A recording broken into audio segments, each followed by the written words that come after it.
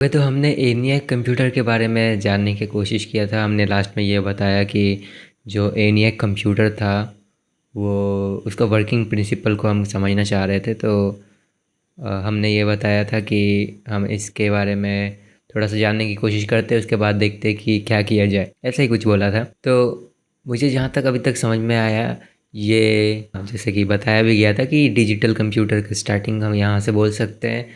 यहीं से प्रोग्रामिंग भी स्टार्ट हुआ।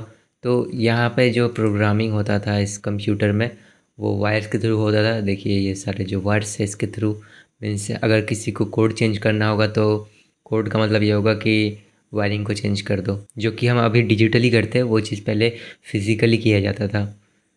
यानी कि हम प्रोग्राम को प्रोग्रामिंग सॉफ्टवेयर में बनाते हैं, लेकिन पहले ये चीज़ हार्डवेयर से, मतलब हार्डवेयर को यूज़ करके किया जाता था जब तक सॉफ्टवेयर डेवलपमेंट ना हुआ तब तक। तो हाँ, वैसा कुछ है।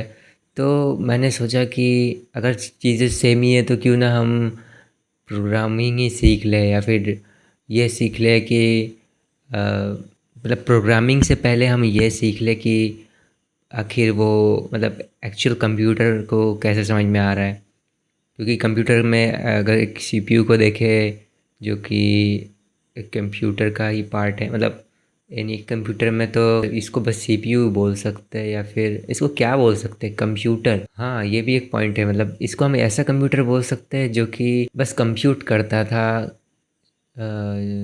ये इसको जनरल पर्पस बोल सकते हैं क्या? एक सेकंड, टेस्टिंग हो जाए। क्या एनियाक कंप्यूटर एक जनरल पर्पस कंप्यूटर था? लाइक चेक, क्या एनियाक कंप्यूटर एक जनरल पर्पस कंप्यूटर था? हाँ, ENIAC electronic numerical integrator and computer एक जनरल पर्पस कंप्यूटर था।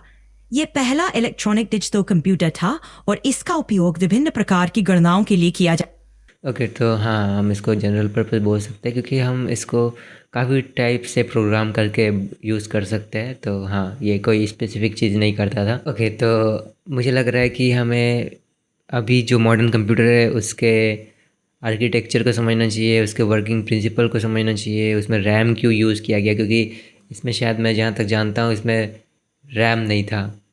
और स्टोरेज के लिए हम बोल सकते हैं कि लाइट्स, जो इसमें वैक्यूम ट्यूब्स के यूज़ किया गया था, वही था इसका स्टोरेज सिस्टम। इसका थोड़ा वर्किंग प्रिंसिपल ही अलग था आज के कंप्यूटर से। तो हाँ, स्टोरेज बाद में भी डेवलप हुआ था। ठीक है, उसको हम डिसाइड कर लेंगे।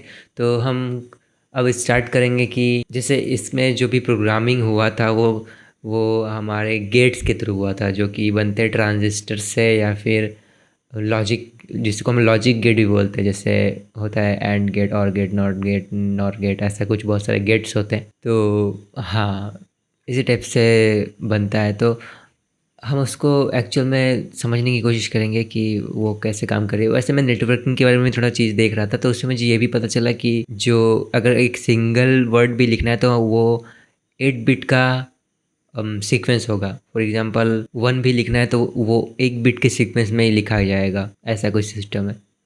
1 को भी अगर लिखना है तो 8 बिट के सिस्टम में लिखना होगा। मीन्स अगर बड़े से बड़ा नंबर, छोटे से छोटा नंबर, वर्ड्स, टेक्स्ट सब 8 बिट के सीक्वेंस में होगा। तो ये चीज़ है। तो हाँ, आज के लिए इतना ही। हम कल से कुछ ऐसे, मैंने कुछ इलेक्ट्रॉनिक्स भी परचेज़ किया था, जिससे हम ये समझ सकते हैं कि मतलब हम लॉजिक गेट्स को बनाने की कोशिश करेंगे उससे। वैसे हम डिजिटली भी लॉजिक गेट्स बना सकते हैं। मैंने इसके बारे में थोड़ा सा देखा, तो हम डिजिटली भी प्रैक्टिस कर सकते हैं सॉफ्टवेयर के थ्रू। जहाँ पे लॉजिक गेट्स हम बना सकते हैं तो वहाँ से हम प्रैक्टिस कर सकते हैं और समझ सकते हैं कि लॉजिक एक्चुअल में वर्क कैसे कर रहा है। तो आज के लिए हम इतना करते हैं, और कल से हम लॉजिक गेट्स के बारे में समझते हैं, स्टोरेज के बारे में समझते हैं। और हम सीपीयू, वैसे सीपीयू की, हाँ, सीपीयू से स्टार्ट करेंगे, क्योंकि इसको हम सीपीयू ही बोल सकते हैं, मतलब कंप्यूटर इसमें। एक सेकेंड का कंफर्मेशन हो जाए। हाँ, ENIAC इलेक्ट्रॉनिक न्यूमेरिकल नहीं, चुप हो इंटीग्रेटर जाओ। मैं ये जानना चाहता हूँ, क्या इसमें रैम था? नहीं था, मुझे पता है, पर फिर भी बोल दो। ENIAC में रैम नहीं थी। वो एक फिक्स्ड प्रोग्राम कंप्यूटर था जिसमें प्रोग्राम को वायर दिया जाता था। मतलब हर नई कैलकुलेशन के लिए उसे मैन्युअली रीवायर करना पड़ता था। तो हाँ, हम आजकल मैन्युअली चीज़ें नहीं करते हैं, हम रैम में स्टोर करते हैं, हार्ड डिस्क में स्टोर करते हैं, स्टोरेज डिवाइस में स्टोर करते हैं। तो ENIAC में भी एक आर्किटेक्चर यूज़ हुआ था और आज के मॉडर्न कंप्यूटर में भी बहुत सारे आर्किटेक्चर है। जैसे कि अगर हम क्या बोलते हैं इसको, एंड्रॉयड की बात करें तो उसमें यूज़ होता है ARM आर्किटेक्चर, और डेस्कटॉप की बात करें तो x86। और ऐसे ग्राफिक कार्ड का भी एक आर्किटेक्चर, क्योंकि वो भी एक कंप्यूटर ही बोल सकते हैं, लेकिन वो ग्राफिक कंप्यूटिंग के लिए यूज़ होता है, तो उसका भी एक आर्किटेक्चर ज़रूर होगा। और जो भी छोटे से छोटा माइक्रो प्रोसेसर बोलते हैं जिसको प्रोग्राम किया जा सकता है, उसमें भी आर्किटेक्चर होगा। जो भी मतलब कुछ भी में, मतलब सारी चीज़ें में आर्किटेक्चर होगा जो भी कंप्यूट कर सकता है। तो ठीक है, हम समझते हैं। आज के लिए इतना ही।